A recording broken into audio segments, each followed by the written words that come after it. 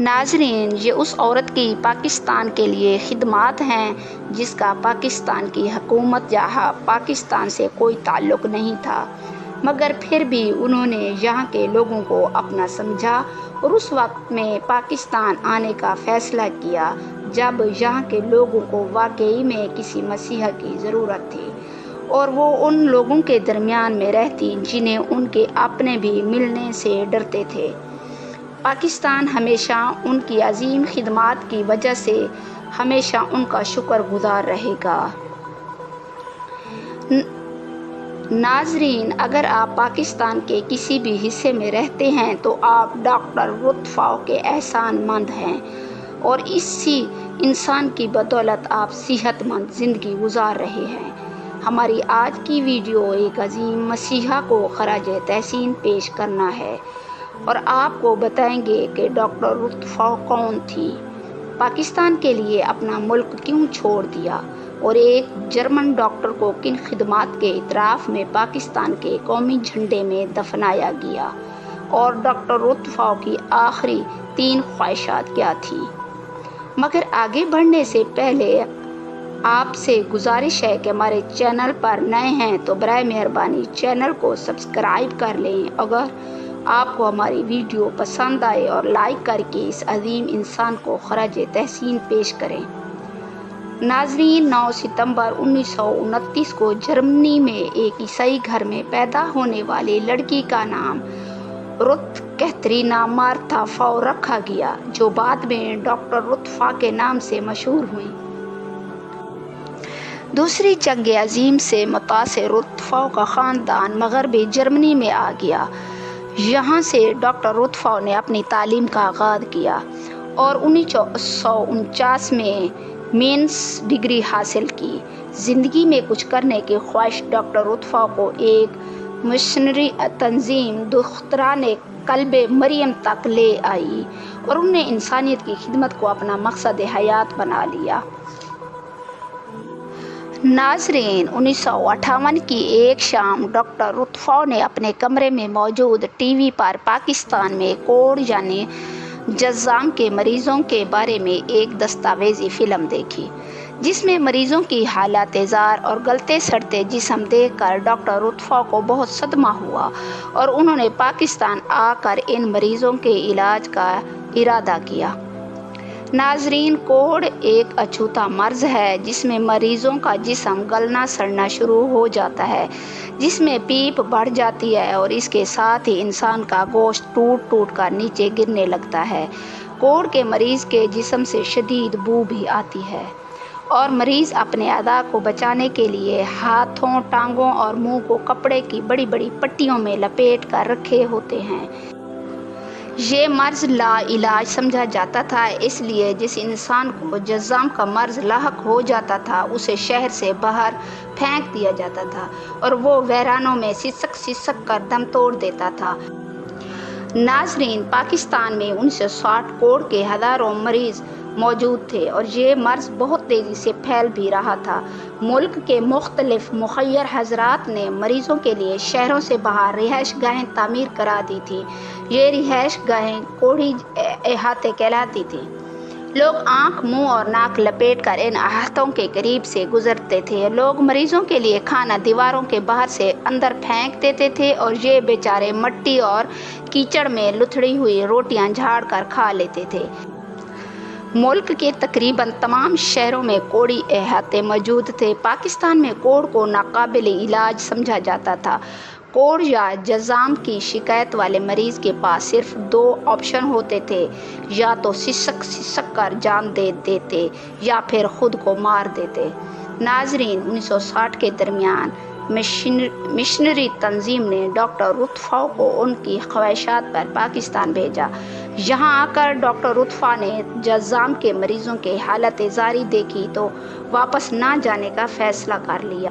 میری adult leprosy centre کے نام سے قائم ہونے والا یہ شفا خانہ جذام کے مریضوں کے علاج کے ساتھ ساتھ ان کے لواحقین کی بھی مدد کرتا تھا۔ اسی دوران ڈاکٹر آئی کے گول نے بھی انہیں جوائن کر لیا۔ مریضوں کی بڑھتی ہوئی تعداد کے پیش نظر 1963 میں ایک باقاعدہ کلینک خریدا گیا۔ جہاں کراچی ہی نہیں پورے پاکستان بلکہ افغانستان سے آنے والے مریضوں کا بھی علاج کیا جانے لگا۔ کام میں اضافے کے بعد کراچی کے دوسرے علاقوں میں بھی چھوٹے چھوٹے کلینک کیمپ کر لیے گئے اور ان کے لیے عملے کو تربیت بھی ڈاکٹر لطفہ ہی نے دی۔ جذام کے مریضوں پر قابو پانے کے لیے دورے بھی کیے اور وہاں بھی طبی عملے کو تربیت دی۔ پاکستان میں جذام کے مرض پر قابو پانے کے لیے انہوں نے پاکستان کے علاوہ جرمنی سے بھی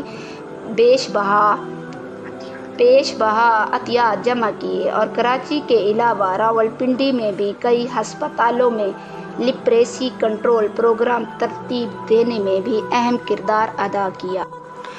ڈاکٹر لطفہ، ان کے ساتھی سسٹر بیرنس اور ڈاکٹر آئی کے گول کی بے لوث کوششوں کے باعث پاکستان سے اس موذی مرض کا خاتمہ ممکن ہوا اور اقوام متحدہ کے ذیلی ادارے ورلڈ ہیلتھ آرگنائزیشن نے 1996 میں پاکستان کو ایشیا کے ان اولین ممالک میں شامل کیا جہاں جذام کے مرض پر کامیابی کے ساتھ قابو پایا گیا۔ حکومت نے 1988 میں ان کو پاکستان کی شہریت دے دی۔ ڈاکٹر لطفہ کی گراں قدر خدمات پر حکومت پاکستان، جرمنی اور متعدد عالمی اداروں نے انہیں اعزازات سے نوازا۔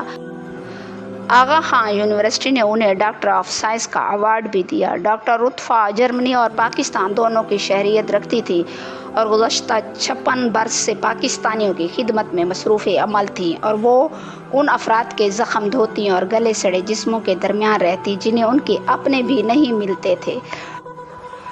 ڈاکٹر لطفہ اردو زبان روانی سے بولتی تھیں، پاکستان کا روایتی لباس پہنتی تھیں۔ ڈاکٹر لطفہ 5 کتابوں کی مصنف بھی تھیں اور انہوں نے پاکستان کی مدر ٹریسا بھی کہا جاتا ہے۔ ڈاکٹر لطفہ نے موت سے قبل 3 خواہشات کا اظہار کیا۔ پہلی یہ کہ ان کا علاج کسی صورت وینٹی لیٹر پر نہیں کیا جائے گا۔ دوسری یہ کہ جب وہ مر جائیں گی تو ان کی میت کو لیپریسی سینٹر لایا جائے گا جہاں انہوں نے اپنی پوری زندگی گزاری۔ لطفہ کی یہ دونوں خواہش پوری کی گئیں۔ جب میت کو لیپریسی سینٹر لایا گیا تو ہچکیاں بندھ گئیں اور یہ ہچکیاں کیوں نہ بندھتیں؟ جذام کے مریض کا تصور بھی گھناؤنا ہوتا ہے، مگر ڈاکٹر لطفہ کے لیے یہ گھناؤنا نہیں تھا۔ وہ ایسے مریضوں کو اپنے گلے خوشی سے لگا لیتی جن سے سب گھن کھاتے اور یہاں تک کہ ان کے ساتھ بیٹھ کر کھانا کھا لیتی۔ ڈاکٹر لطفہ کی تیسری خواہش یہ بھی کی گئی تھی کہ موت کے بعد انہیں عروسی لباس میں دفن کیا جائے۔